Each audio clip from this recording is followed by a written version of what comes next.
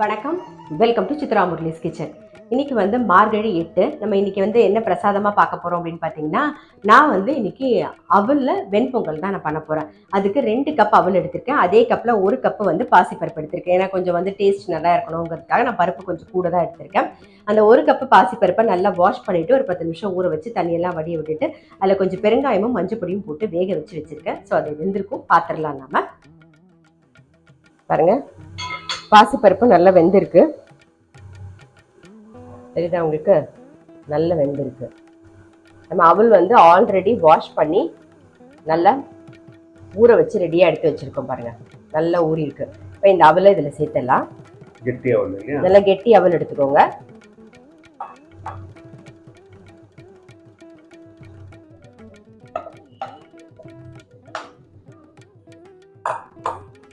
Just ஒரு mix பண்ணியிருக்கோம். இதுக்கு தேவையான உப்பு போட்டுடலாம். ஃபஸ்ட்டு அவல் வந்து உப்பு ரொம்ப தாங்காது, அதனால கரெக்டாக பார்த்து போட்டுக்கோங்க. இதுக்கு கொஞ்சமாக வந்து வெந்நீர், ஒரு 1/2 டம்ளருக்கு வெந்நீர் சேர்த்துக்கலாம். சேர்த்துட்டு சேர்ந்தாப்பில் வரத்துக்கு தான், தளர வேணும்ல, அதனால கலந்துக்கலாம். நல்லா மிக்ஸ் பண்ணதுக்கப்புறம் நல்லா ஒரு ஸ்பூனுக்கு நெய் விட்டு ஒரு வாட்டி கலந்து விட்டுருவோம். லாஸ்ட்டாக நம்ம வந்து நெய் இன்னும் கொஞ்சம் சேர்க்க போகிறோம். இந்த பக்கம் வந்து எண்ணெயும் நெய்யுமா வச்சுருக்கேன், நல்லா காஞ்சிடுது. இப்போ வந்து நம்ம பொங்கலுக்கு தாளிக்க தான் போகிறோம். மிளகு, சீரகம்,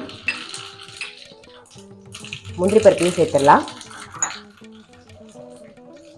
பெருங்காயப்பொடி சேர்த்துப்போம்.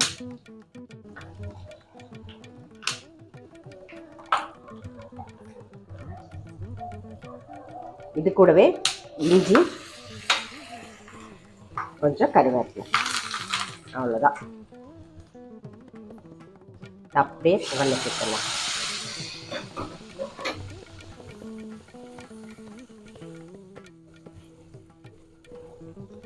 நம்மளுடைய அவல் வெண்பொங்கல் ரெடி. இப்போ மேலாக இன்னும் ஒரு ஸ்பூனு இல்லை 2 ஸ்பூனுக்கு நெய் விட்டுக்கலாம். அவ்வளோதான், போதும். நல்லா மிக்ஸ் பண்ணிவிட்டு ஆஃப் பண்ணிடலாம். இன்னைக்கு பிரசாதம் வந்து அவல் பொங்கல் ரெடி. ஆஃப் பண்ணிடலாம்.